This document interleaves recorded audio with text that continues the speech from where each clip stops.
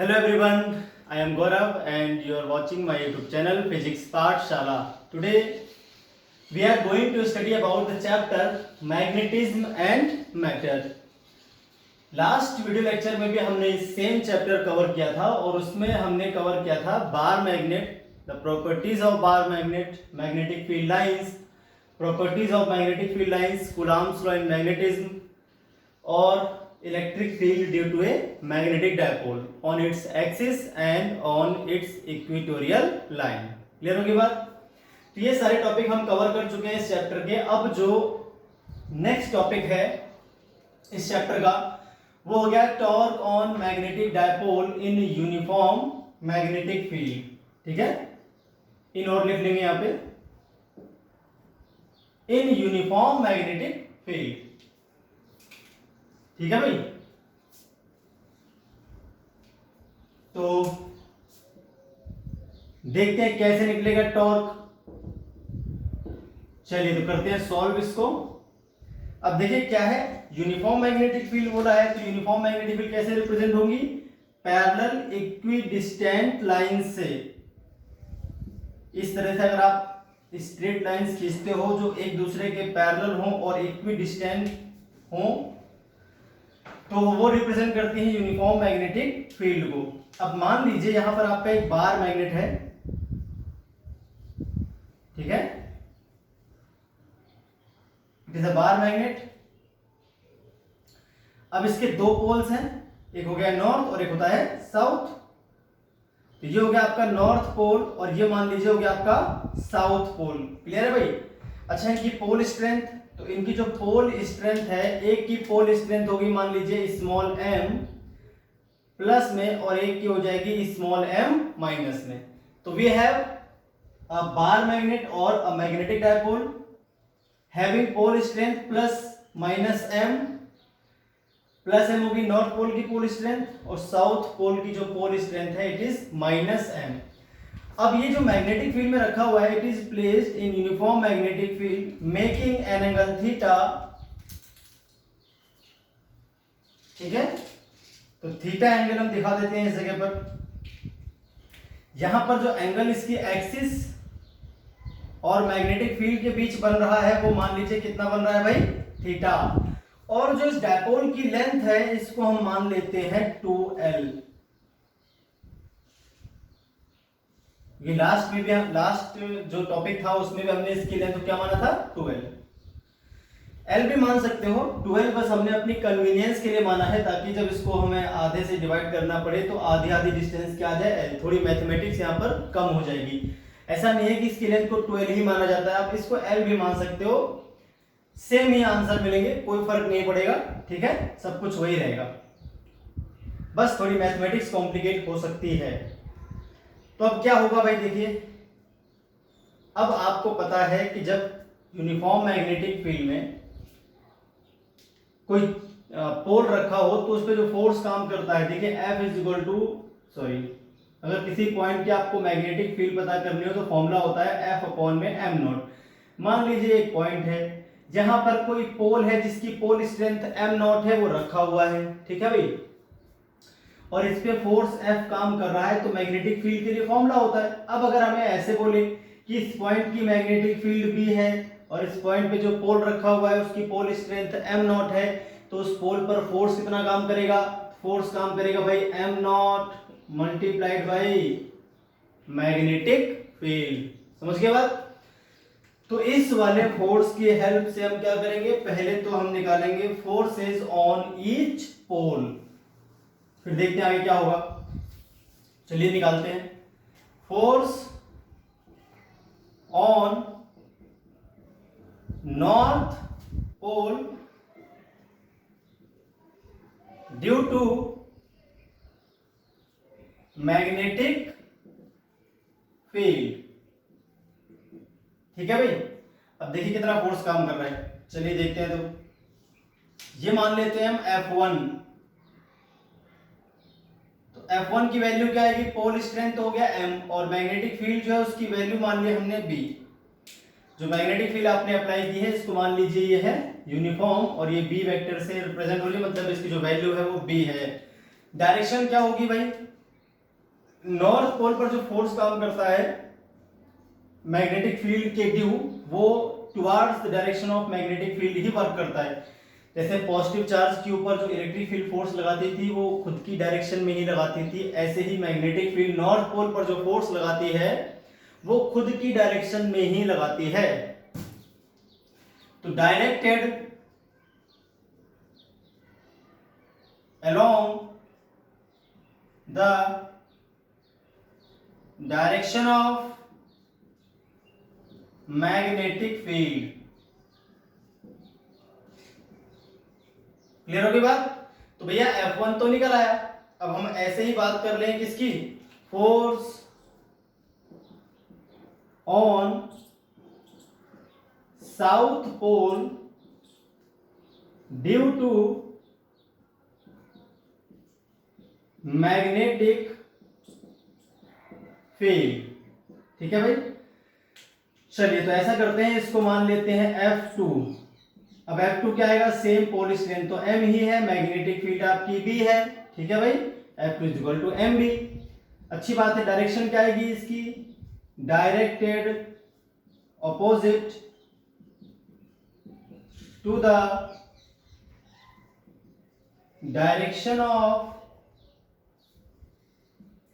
Magnetic field. Clear होगी बात? अब देखिए यहां पर अगर हम डायरेक्शन को बनाते हैं तो F1 वेक्टर जो काम कर रहा है वो काम कर रहा होगा भाई इस तरह से। ये हो गया आपका F1 वेक्टर, ग्रीन कलर से जो मैंने बनाया है। इधर जो आएगा ये हो जाएगा आपका F2 वेक्टर। क्या हो जाएगा भाई, F2। ठीक है,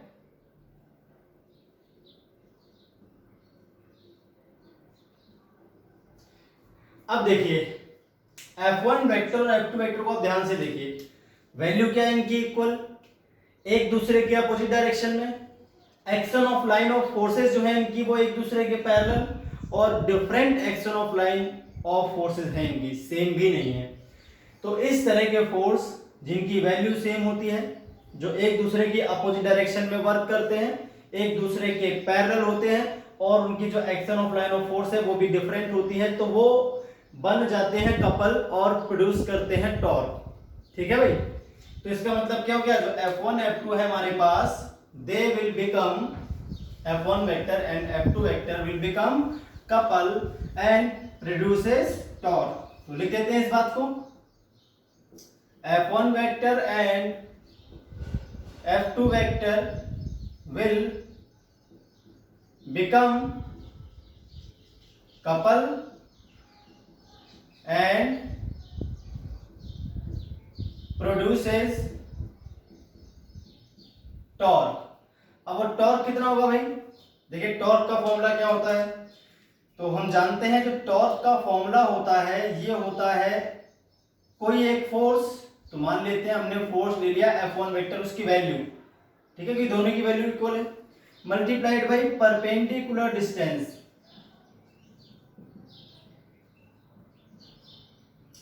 perpendicular distance between action of lines of forces. ठीक है, तो टॉर्क का फॉर्मूला हम जानते ही हैं। अब भाई टॉर्क इज इक्वल टू, देखिए क्या आ जाएगा, अब टॉर्क इज इक्वल टू आपका आ जाएगा, फोर्स की वैल्यू क्या है m इंटू बी। अब देखते हैं परपेंडिकुलर डिस्टेंस क्या आ जाएगी, तो क्या करते हैं भाई, इस फोर्स को हमने शिफ्ट कर लिया इस तरह से, इसकी एक्शन ऑफ लाइन देखिए, ये तो है, ये हो गई F2 की एक्शन ऑफ लाइन, वो दिख रही है आपको F1 की एक्शन ऑफ लाइन। अगर इनके बीच की परपेंडिकुलर डिस्टेंस देखी जाए तो ये आएगी, नाम रख लेते हैं, इसका नाम रख लेते हैं A, इसका नाम रख लेते हैं B, और इसका नाम रख लेते हैं C। तो ये आएगा आपका BC। क्या आ जाएगा, BC। अब BC डिस्टेंस कैसे निकलेगी, तो BC डिस्टेंस कैसे निकलेगी मैं आपको बताता हूं। ट्रायंगल आपको दिख रहा होगा ABC। अब ABC ट्रायंगल कैसा है, राइट एंगल ट्रायंगल है। राइट एंगल ट्रायंगल में जो AB साइड है इट इज 12, और वो है क्या, हाइपोटेनस। ठीक है, तो ये हो गया आपका 12, दिस एंगल इज थीटा। तो जो आपका साइड BC आएगा ये आ जाएगा साइन थीटा से। Sine theta is equal to क्या हो जाएगा, B C divided by 2l, hence B C will become 2l sine theta. इसको मान लेते हैं question number first. Putting in first, तो फर्स्ट में पुट करने पर जो आंसर मिलेगा टॉर्क का वो क्या मिल जाएगा, M B into 2l into sine theta. तो टॉर्क इज इक्वल टू क्या हो जाएगा, टॉर्क इज इक्वल टू हो जाएगा आपका m इंटू 2l, ठीक है भाई, into b into sine theta. तो टॉर्क का जो फॉर्मूला आ जाएगा, देखिए m इंटू 12 को हम बोलते हैं capital M dipole moment, M B sine theta. तो भाई ये आ गया आपका फॉर्मूला किसका, टॉर्क का। किस पर लग रहा है, डायपोल पर, क्योंकि m इज इक्वल टू क्या होता है भाई, m इज इक्वल टू होता है स्मॉल m मल्टीप्लाई 2l। तो ये आ गया आपका M B sine theta. Theta क्या है, angle between the axis of dipole and magnetic field. B magnetic field की value, capital M dipole moment, small M क्या था, स्मॉल एम पोल स्ट्रेंथ थी, जबकि कैपिटल एम क्या है, डायपोल मोमेंट है। अगर इसको हम वेक्टर फॉर्म में देखें तो वेक्टर फॉर्म में आपका हो जाएगा M vector cross B vector. ये हो गया आपका वेक्टर फॉर्म में। तो भाई ये था torque on magnetic dipole in uniform magnetic field, ठीक है भाई। चलिए तो आगे देखते हैं नेक्स्ट टॉपिक इसमें। अब नेक्स्ट टॉपिक जो रहेगा वो रहेगा work done in rotating a magnetic dipole in uniform magnetic field. चलिए तो वर्क डन देख लेते हैं कैसे निकलेगा। टॉर्क आपको समझ में आ गया, एम बी साइन थीटा। तो ऐसे ही हम निकालेंगे वर्क डन। अच्छा, ये सारे काम हमने इलेक्ट्रोस्टेट में भी किए थे एज इट इज। सारी चीजें आपको इलेक्ट्रोस्टेट में भी देखने को मिली थी। वहां पर भी क्या था, इलेक्ट्रिक डायपोल था, यूनिफॉर्म मैग्नेटिक फील्ड में उस पर भी टॉर्क लगता था और वो भी करता था रोटेट। चलिए तो हम निकालते हैं वर्क डन इन रोटेटिंग, ठीक है भाई, work done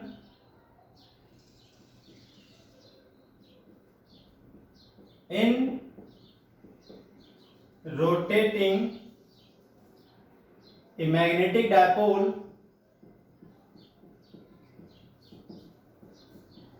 in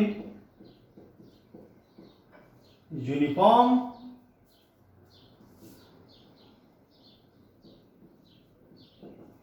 magnetic field। भाई इस तरह से तो ये आ गया आपके पास वर्क डन। कैसे निकालेंगे, चलिए देखते हैं कैसे निकलेगा। इसमें हम क्या करेंगे, वही यूनिफॉर्म मैग्नेटिक फील्ड आप फटाफट ले लो तुरंत। हमने ले ली भाई यूनिफॉर्म मैग्नेटिक फील्ड, पहले सबसे पहले ले ली यूनिफॉर्म मैग्नेटिक फील्ड जो है आपकी बी वेक्टर। क्लियर हो गया बात। अब देखिए, मान लीजिए किसी इंस्टेंट जो आपका डायपोल है, भाई किसी इंस्टेंट आपका डायपोल जो है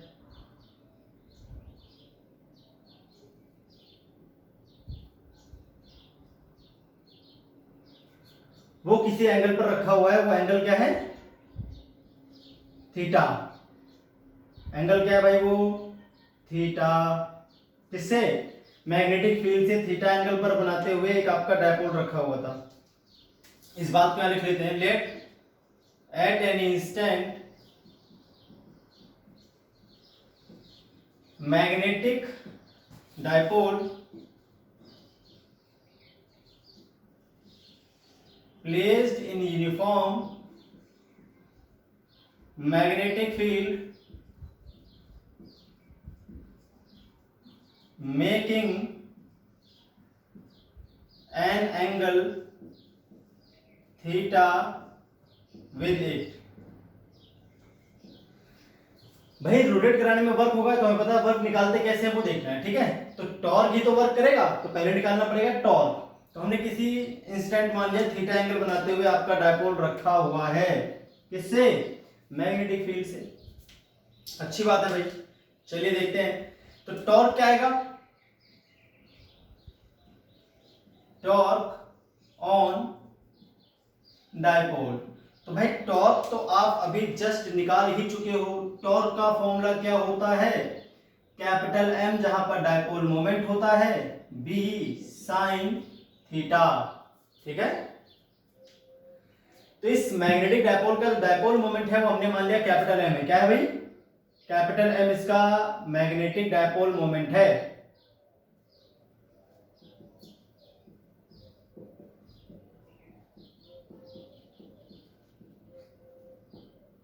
अगर ये ना भी दिया हो तो आप इसको बहुत इजीली निकाल सकते हो, pole strength multiplied by dipole length आप कर दोगे तो आपका आंसर आ जाएगा। तो इसे मान लेते हैं भाई क्वेश्चन नंबर फर्स्ट।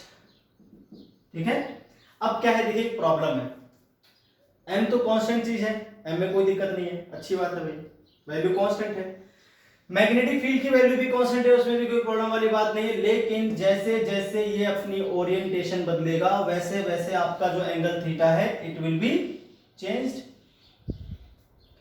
अगर थीटा चेंज होगा, है ना, देखिए वर्क का फॉर्मूला क्या होता है, वर्क का फॉर्मूला होता है फोर्स मल्टीप्लाइड डिस्प्लेसमेंट जब आपका लीनियर मोशन हो रहा हो।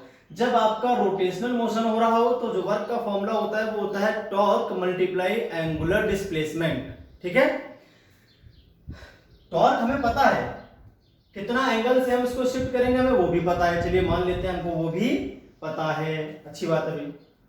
लेकिन एक प्रॉब्लम है कि ये थीटा जब वेरी करेगा तो टॉर्क की वैल्यू वेरी करेगी। तो जब हम वर्क निकाल रहे होंगे टॉर्क मल्टीप्लाई एंगुलर डिस्प्लेसमेंट, जिसमें हमें एंगुलर डिस्प्लेसमेंट तो पता होगा लेकिन टॉर्क की हम कौन सी वैल्यू लगाएंगे, भाई टॉर्क तो वेरी करेगा, थीटा बदलेगा इसका मतलब टॉर्क बदलेगा। और जब टॉर्क बदलेगा तो हम जो वर्क का फॉर्मूला लगाने वाले हैं वो क्या लगाते हैं, हम स्मॉल एंगुलर डिस्प्लेसमेंट के लिए पहले मान भाई थीटा पे आपका टॉर्क है।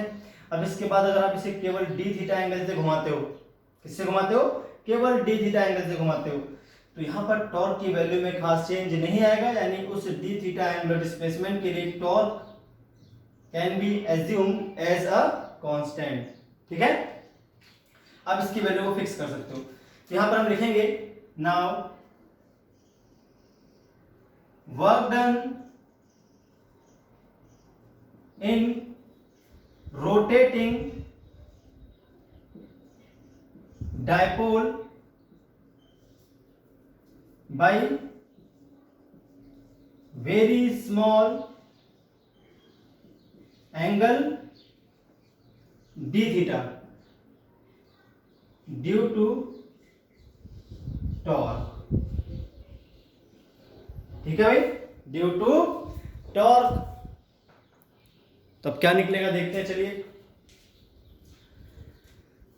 ये वर्क कैसा रहेगा, ये वर्क हो जाएगा आपका small work, D W is equal to क्या आ जाएगा भाई, D W is equal to आ जाएगा आपका टॉर्क मल्टीप्लाई एंगुलर डिस्प्लेसमेंट, है कि नहीं।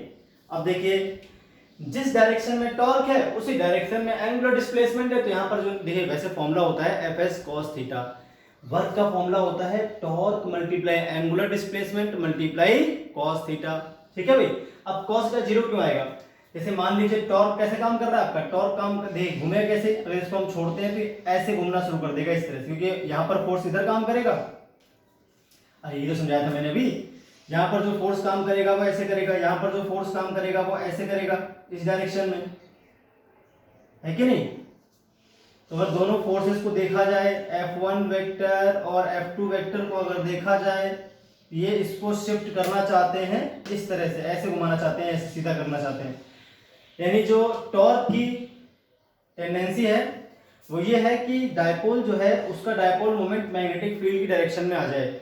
जैसे ही मैग्नेटिक फील्ड डायरेक्शन में आता है डायपोल मोमेंट, वैसे ही टॉर्क गायब हो जाता है और अपना काम खत्म कर देता है। तो ये ऐसे घुमाने की कोशिश करेगा, कैसे, क्लॉकवाइज। तो अगर हम क्लॉकवाइज घुमाते हैं तो टॉर्क अंदर की तरफ काम करेगा। अब इसका एंगुलर डिस्प्लेसमेंट भी कैसा है, क्लॉकवाइज, तो वो भी एक्सिस पर अंदर की ओर काम करेगा। तो टॉर्क और एंगुलर डिस्प्लेसमेंट क्या है, दोनों एक ही डायरेक्शन में काम कर रहे हैं, इसलिए cos 0 लिखा जाएगा यहाँ पर। ठीक है, लिखना है लिखिए, cos 0 की वैल्यू 1 होती है, जरूरत नहीं लिखने की, छोड़ दें। अब dw क्या आ जाएगा भाई, टॉर्क की वैल्यू क्या है, एम बी साइन थीटा, तो capital M into B into sine theta into D theta.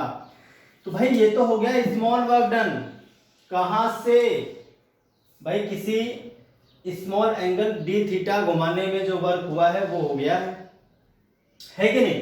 तो अब हम क्या करेंगे भाई, अब हम करेंगे इसमें कि टोटल वर्क डन निकालेंगे इसको थीटा 1 से थीटा 2 तक घुमाने में।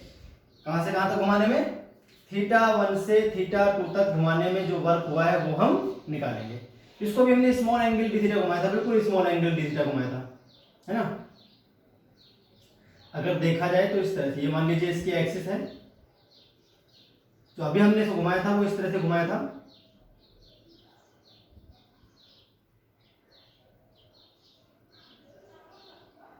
ऐसा, ठीक है, इस तरह से। तो स्मॉल एंगल घुमा था, बिल्कुल स्मॉल एंगल ही घूमा था।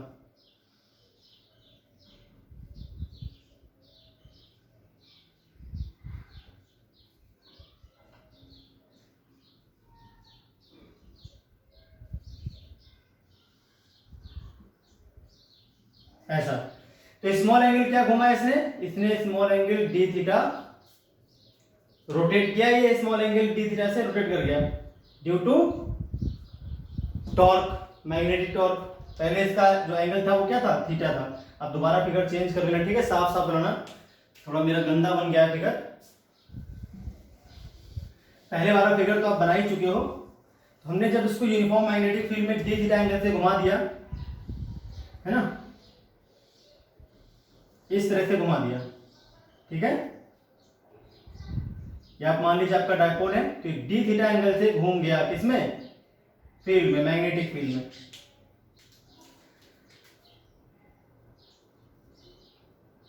अब क्या होगा भाई, इसको अगर हम फ्रॉम एंगल थीटा 1 से एंगल थीटा 2 तक कराते हैं रोटेट, फ्रॉम एंगल थीटा 1 से थीटा 2 तक कराते हैं रोटेट, तो क्या कर देंगे, इसका इंटीग्रेशन कर देंगे विद प्रॉपर लिमिट्स, आंसर हमारा आ जाएगा। तो ये इनिशियल पोजीशन थी मान लीजिए, और ये घूमकर जो बाद में हो गया है वो इस तरह से हो गया है,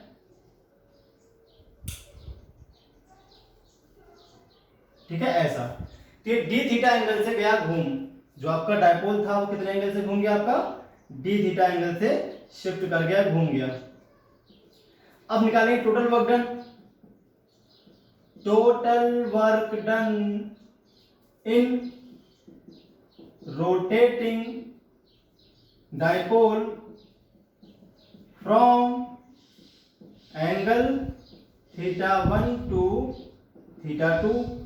तो वर्क का फॉर्मूला क्या हो जाएगा, जितने भी स्मॉल स्मॉल वर्क होते हैं थीटा 1 एंगल से लेकर थीटा 2 ओरिएंटेशन तक, है ना, तो वो कितने हो जाएंगे।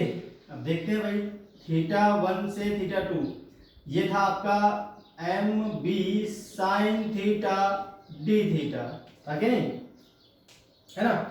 तो स्टार्टिंग में जो इसका एंगल था वो कितना था, थीटा 1 था, किससे, मैग्नेटिक फील्ड से, और बाद में आप मान लीजिए जो इसका एंगल हो गया है वो क्या हो गया है भाई, थीटा 2 हो गया है। तो अगर हम दिखाएं इसको फिगर में इस तरह से, मान लीजिए आपकी मैग्नेटिक फील्ड थी, अब मैं सिर्फ लाइन से दिखाता हूँ डायपोल को, ठीक है भाई।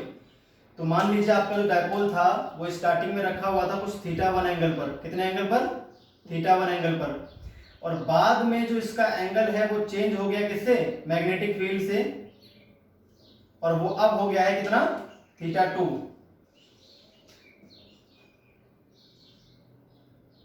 इस तरह से, तो ये पहली पोजीशन थी, नॉर्थ पोल मान लीजिए, साउथ पोल मान लीजिए, ये हो गया आपका नॉर्थ पोल एन डैश, ये हो गया साउथ पोल एस डैश। तो अब जो इसका एंगल बन रहा है किससे, फ्रॉम मैग्नेटिक फील्ड, ये मान लेते हैं मैग्नेटिक फील्ड के पैरेलल लाइन है। जो इसका पहले एंगल बन रहा था वो क्या बन रहा था भाई, थीटा 1 बन रहा था, ये पूरा एंगल। अब क्या बन रहा है, इसका एंगल बन रहा है थीटा 2। थीटा 1 एंगल से थीटा 2 एंगल तक घुमा दिया हमने इसको, इस तरह से बनाने फिगर। आप मैग्नेट बनाने में कोई दिक्कत आती है तो आप ऐसे बना लो इसको, एक लाइन से ही ड्रॉ कर दो। तो अब क्या होगा भाई, इसका जो फॉर्मूला हो जाएगा वो क्या हो जाएगा, साइन थीटा का इंटीग्रेशन क्या होता है, साइन थीटा का इंटीग्रेशन होता है माइनस कॉस थीटा। क्या होता है भाई, माइनस कॉस थीटा। चलिए तो कर लेते हैं। वर्क इज इक्वल टू क्या हो जाएगा, एम आ जाएगा, डायपोल मोमेंट तो कांस्टेंट है, मैग्नेटिक फील्ड भी कांस्टेंट है, साइन थीटा का इंटीग्रेशन हो जाएगा माइनस कॉस थीटा, लिमिट लग जाएगी theta 1 to theta 2, W is equal to क्या आ जाएगा भाई, एम बी इसको माइनस को अगर हम बाहर ले आए, अंदर जो आएगा वो आ जाएगा cos theta 2 minus cos theta 1। तो अब W इज इक्वल टू क्या हो जाएगा, माइनस कटा दो, M B cos theta 1 minus cos theta 2। ठीक है भाई। तो इस तरह से आपके पास ये वर्क डन का फॉर्मूला आ गया। ठीक है, ये हो गया आपका वर्क डन का फॉर्मूला। किसमें, यूनिफॉर्म मैग्नेटिक फील्ड में क्या करने के लिए, किसी डायपोल को रोटेट कराने में जो मैग्नेटिक टॉर्क के जो वर्क होता है मैग्नेटिक फील्ड की वजह से, वो आपका आ गया है W equal to M B cos theta 1 minus cos theta 2। Clear है बात। तो इतनी बात आपको समझ में आ गई होगी। चलिए तो भाई आगे देख लेते हैं। अब हम बात कर लेते हैं किसकी, अब हम बात कर लेते हैं पोटेंशियल एनर्जी की। किसकी भाई, पोटेंशियल एनर्जी की। तो इसको कर देता हूं मैं इरेज। ठीक है, फॉर्मूला आपको ध्यान रखना है, जो फॉर्मूला मैंने लिखा हुआ है ये फॉर्मूला यही रहेगा। अब बात करनी है potential energy of A dipole, है ना। Potential energy of magnetic dipole in uniform magnetic field. ठीक है भाई। अब देखिए पोटेंशियल एनर्जी क्या होती है। ठीक है, तो पोटेंशियल एनर्जी क्या होती है, मान लीजिए आपका डायपोल जो था वो मैग्नेटिक फील्ड से 90 डिग्री का एंगल बना रहा था इनिशियली। ध्यान रखना आपको बात, इनिशियल जो एंगल बन रहा था वो बन रहा था 90 डिग्री के एंगल से। तो याद रखना है मैग्नेटिक फील्ड से परपेंडिकुलर डायरेक्शन में जब आपका डायपोल होता है, यानी डायपोल मोमेंट और मैग्नेटिक फील्ड के बीच जब एंगल 90 डिग्री बन रहा हो, तब से किसी एंगल थीटा घुमाने में जो वर्क होता है उस वर्क को हम बोलते हैं पोटेंशियल एनर्जी। यहाँ पर इनिशियल एंगल जो है वो फिक्स्ड है, आपको अपने मन से आप इनिशियल एंगल कुछ भी नहीं मान सकते इसमें। जब आप पोटेंशियल एनर्जी की बात करते हो तो आपको एक बात ध्यान रखनी है, जो इनिशियल एंगल लेना है, जो आपको स्टार्टिंग वाली पोजीशन लेनी है। जैसे अगर हम एमजीएस की बात करें तो रेफरेंस लाइन जो होती है, रेफरेंस सरफेस जो होती है वो अर्थ की सरफेस को लिया जाता है। ठीक है, तो ऐसे ही यहाँ पर जो हम लेते हैं स्टार्टिंग वाली कंडीशन, वो कहाँ, ये फॉर्मूला याद रखना है, इस फॉर्मूले में पुट करने वाला हूं। ठीक है, बाद में मैं, तो आप क्या करोगे, आप इसकी डेफिनेशन लिख लेते हैं पहले। It is defined as the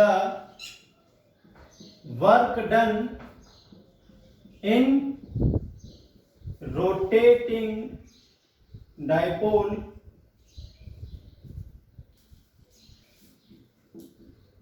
in uniform magnetic field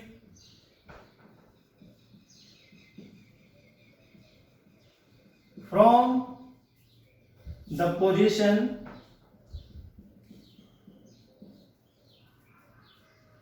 when its dipole moment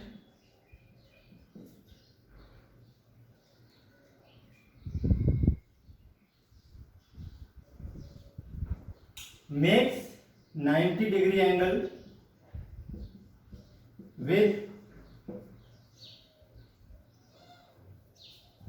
magnetic field to any position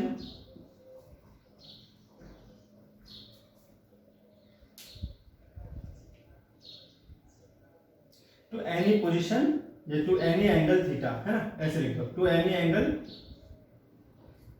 theta. ठीक है, तो क्या हो गया भाई, वर्क डन हो गया रोटेट करने में किसी डायपोल को। उसकी इनिशियल पोजीशन जो थी कहां से, जब वो 90 डिग्री का एंगल बना रहा था, किसी एंगल थीटा तक हमने जो रोटेट किया है। ठीक है,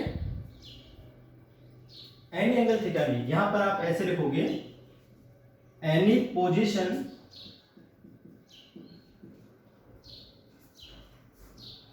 making angle theta with magnetic field. Clear हो गई बात?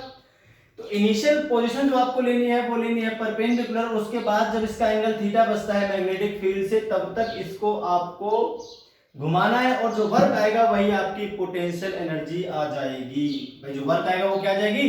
Potential energy. तो क्वेश्चन में सीधे सीधे डेफिनेशन आपने नोट कर ली होगी। क्वेश्चन में सीधे सीधे हमें दिया होता है कि कोई डायपोल है वो 60 डिग्री का एंगल बना रहा है मैग्नेटिक फील्ड से, बताइए उसकी पोटेंशियल एनर्जी क्या है। सीधे क्वेश्चन। तो इसका मतलब इनिशियल पोजीशन क्या थी इसकी? इनिशियल पोजीशन इसकी ऑलरेडी फिक्स्ड थी। क्या? कि 90 डिग्री के एंगल से ही घूमा था ये तो ऑलरेडी फिक्स थी भाई, इसमें आप कोई चेंज नहीं कर सकते। तो आपका डायपोल था इनिशियली, वो डायपोल क्या कर रहा था? आपका इनिशियल डायपोल जो था वो बना रहा था इनिशियली 90 डिग्री का एंगल किसके साथ? ये साउथ पोल मान लीजिए, इसको मान लीजिए नॉर्थ पोल। तो जो मैग्नेटिक फील्ड है इसके साथ जो इसका एंगल बन रहा था इनिशियली वो बन रहा था 90 डिग्री। कितना बन रहा था भाई? 90 डिग्री। ठीक है। और फिर आपने क्या किया? इसको किया रोटेट। रोटेट करने के बाद ये कुछ इस तरह से घूम गया। ठीक है। और जो इसने एंगल बना लिया है मैग्नेटिक फील्ड के साथ, अब बना लिया कितना? थीटा। अब जो इसका एंगल बचा है मैग्नेटिक फील्ड के साथ, मान लीजिए वो कितना बचा है? थीटा बचा है। और पहले कितना था भाई? पहले इसका एंगल था 90, तो थीटा वन कितना हो गया? थीटा वन हो गया आपका 90 डिग्री। स्टार्टिंग वाली पोजीशन को बोलते हैं थीटा वन, और बाद की जो पोजीशन है वो क्या बची है भैया? थीटा। थीटा ही तो एंगल बचा है इसका। तो अब अगर हम देखें पोटेंशियल एनर्जी, तो उसका फॉर्मूला क्या आ जाएगा भाई? यू मैंने कहा था किसके बराबर होता है? वर्क डन के बराबर।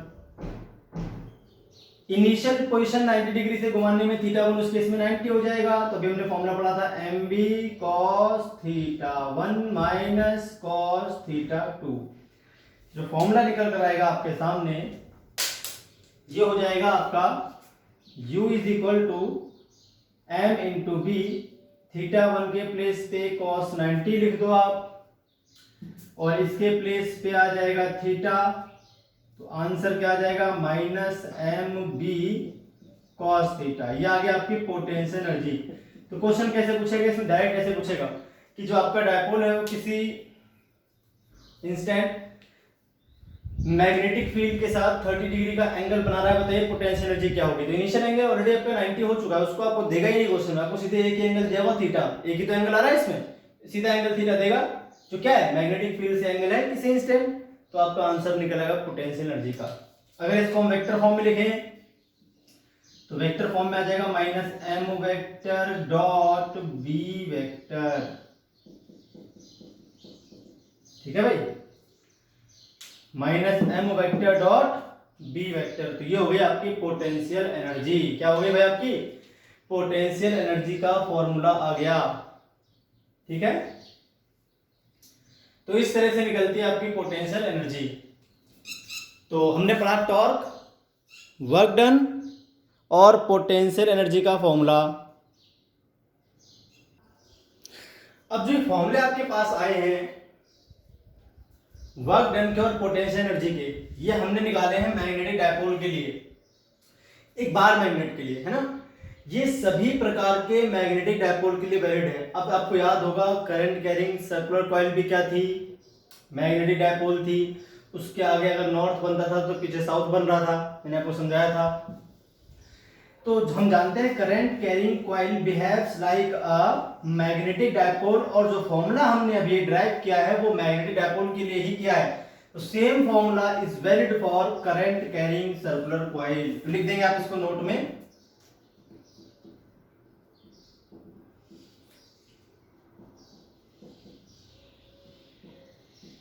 These formulas are also valid for current carrying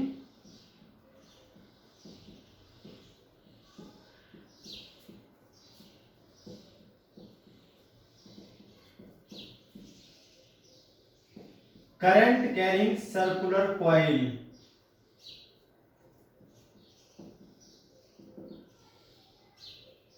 current carrying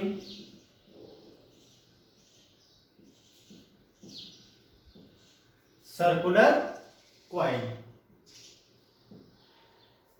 ये जो फॉर्मूले सर्कुलर कॉइल के लिए भी वैलिड है। अगर आपसे कभी कहता है कि भाई जो डायपोल मोमेंट है वो स्टार्टिंग में इतना एंगल बना रहा था, किसी कॉइल का जो डायपोल मोमेंट है वो स्टार्टिंग में 30 डिग्री का एंगल बना रहा था और बाद में कुछ और एंगल बना रहा है, तो बताइए कितना वर्क डन हुआ है। तो आप इसी फॉर्मूले का यूज करोगे। ठीक है, अगर एग्जाम्पल के तौर पे देखें तो हम एक क्वेश्चन दे सकते हैं। चलिए मान लेते हैं क्वेश्चन है एक, ठीक है, कोई आपके पास करंट कैरिंग कॉइल है और डायपोल, देखिए डायपोल मोमेंट का जो फॉर्मूला था वो स्मॉल m इंटू 12 तो होता है बार मैग्नेट के लिए, और करंट इंटू एरिया होता है डायपोल मोमेंट के लिए। ठीक है, टॉर्क का फॉर्मूला है mb sin थीटा और वर्क का फॉर्मूला है mb cos theta 1 minus cos theta 2।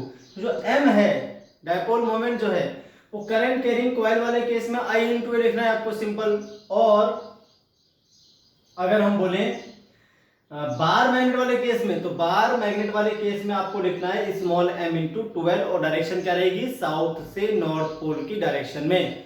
और यहां पर क्या होती है, यहां पर हम राइट हैंड रूल से निकालते हैं डायपोल मोमेंट डायरेक्शन किसमें, करंट कैरिंग कॉइल में। अगर क्लॉकवाइज करंट फ्लो कर रहा है तो अंदर की तरफ आता है डायपोल मोमेंट, और एंटी क्लॉकवाइज कर रहा है तो बाहर की तरफ आता है। इतनी सी बात है, बिल्कुल सिंपल बात है। तो करंट कैरिंग कॉइल मान लीजिए आपको दे रखी है इस तरह से, लाइक दिस। ठीक है, इसमें जो करंट फ्लो हो रहा है मान लेते हैं I जो हो रहा है वो हो रहा है भाई 10 एम्पियर का इसमें करंट फ्लो हो रहा है।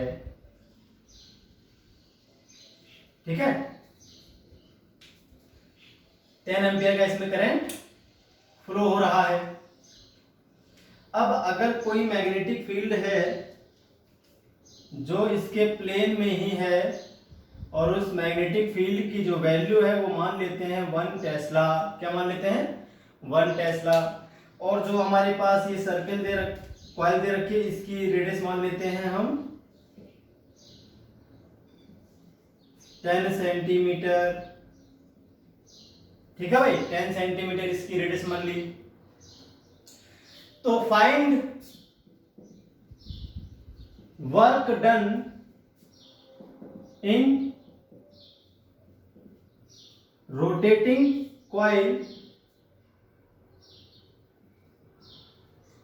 Bye 60 degree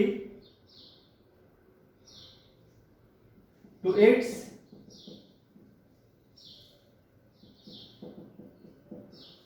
initial position, to its initial position. इसको आपको 60 डिग्री से घुमा देना है इनिशियल पोजीशन में। अच्छा कैसे घुमाना है, ऐसे घुमाना है ना, टुवर्ड्स मैग्नेटिक फील्ड लिख देते हैं यहाँ पे ना, टुवर्ड्स मैग्नेटिक फील्ड। भाई बहुत अच्छी बात है, देखें क्या हुआ है। इसका डायपोल मोमेंट किस तरफ होगा भाई, इसका डायपोल मोमेंट होगा अभी बाहर की तरफ। इसमें जो करंट फ्लो कर रहा है वो कैसा कर रहा है, इसमें जो करंट फ्लो कर रहा है वो कर रहा है एंटी क्लॉकवाइज। डायपोल मोमेंट कैसा हो जाएगा आपका, आउटवर्ड डायरेक्शन में। तो अगर इनिशियली देखें हम तो मैग्नेटिक फील्ड, ठीक है, और डायपोल मोमेंट जो है आपका, डायपोल मोमेंट है आपका आउटवर्ड डायरेक्शन में, तो उसको हम मानते हैं डॉट से ऐसा। ये हो गया आपका एम वेक्टर। तो थीटा 1 कितना है भैया स्टार्टिंग में, थीटा 1 है 90, थीटा 1 क्या है 90। अच्छा कॉइल को जब हम 60 डिग्री से घुमा देंगे, है ना, तो मान लीजिए आपके डायपोल मोमेंट ऐसा है, जब ये 60 डिग्री से घूमेगा तो ये ऐसा घूम के ऐसा हो जाएगा, नहीं हो जाएगा, समझे बात, ऐसे तो हो जाएगा भाई। ये आपका मैग्नेटिक फील्ड है, ये आपका डायपोल मोमेंट है, तो आपस में 90 डिग्री का एंगल बना रहे हैं स्टार्टिंग में। अगर मैं कॉइल आपकी इस तरह से थी, इस कॉइल को अगर मैं ऐसे घुमाता हूं, इस तरह से करता हूं रोटेट, तो ये भी तो घूमेगा ऐसा 60 डिग्री से। तो कॉइल के साथ साथ उसका डायपोल मोमेंट भी, जब कॉइल को हम इस तरह से ऐसे शिफ्ट करेंगे, मान लीजिए हाथ मेरा कॉइल है तो ऐसे हम करेंगे शिफ्ट इसको इस तरह 60 डिग्री के एंगल पर, ठीक है, साथ साथ डायपोल मोमेंट भी आपका घूमेगा 60 डिग्री से घूम जाएगा। ठीक है, अच्छा डायपोल मोमेंट घूम रहा है 60 डिग्री से, जो उसका एंगल बचेगा मैग्नेटिक फील्ड से, है ना, ये तो इनिशियल पोजीशन हो गई। अगेन अब सॉल्यूशन देख लेते हैं ना, सॉल्यूशन कर रहे हैं इसका हम लोग। अब अगर इसको हम देखें फाइनली, तो फाइनली क्या रहा होगा, जो मैग्नेटिक फील्ड है बी वेक्टर और जो आपके पास डायपोल मोमेंट है, अच्छा देखिए डायपोल मोमेंट कुछ ऐसा है, तिरछा बाहर की ओर है ना, तो उसको अपन ऐसे दिखा देते हैं। ये इस प्लेन में नहीं है, लेकिन यहाँ पर जो एंगल बनेगा वो बनेगा 30 डिग्री। अब 30 डिग्री क्यों बनाए, घुमाया तो हमने 60 डिग्री से। हम जो एंगल लेते हैं वो लेते हैं मैग्नेटिक फील्ड से। कहां से लेते हैं भैया, मैग्नेटिक फील्ड से लेते हैं, ध्यान रखना है आपको। तो ये डायपोल मोमेंट आपका 90 स्टार्टिंग में बना रहा था। जब ये डायपोल मोमेंट घूमेगा 60 डिग्री से, जो एंगल बचेगा इसका मैग्नेटिक फील्ड के साथ वो बचेगा 30 डिग्री। क्या बचेगा भैया, 30 डिग्री। तो वर्क का फॉर्मूला क्या जाएगा, वर्क इज इक्वल टू होता है m into B into cos theta 1 minus cos theta 2। और दोनों जो एंगल है वो कहां से बन रहे होते हैं, विद मैग्नेटिक फील्ड बन रहे होते हैं। कहां से बन रहे होते हैं भाई, मैग्नेटिक फील्ड के साथ ये एंगल आपके बन रहे होते हैं। W इज इक्वल टू क्या हो जाएगा, m कितना है, dipole moment, I into area. तो भैया I कितना है, I तो हो गया आपका 10 इंटू पाई इंटू एरिया। अगर देखते हैं तो 0.1 है, 1/10 मीटर में चेंज करना पड़ेगा, बाकी सब चीजें किसमें, SI में। तो 1/10 लेंगे तो 1/100 आ जाएगा, पाई आर स्क्वायर 10/100 करेंगे।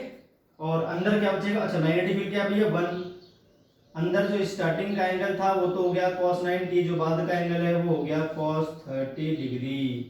कितना हो गया, cos 30 डिग्री। तो भैया फाइनली आंसर क्या आ जाएगा आपके पास, जो आपका आंसर आ जाएगा वो कुछ इस तरह से हो जाएगा। W इज इक्वल टू हो गया पाई बाई 10,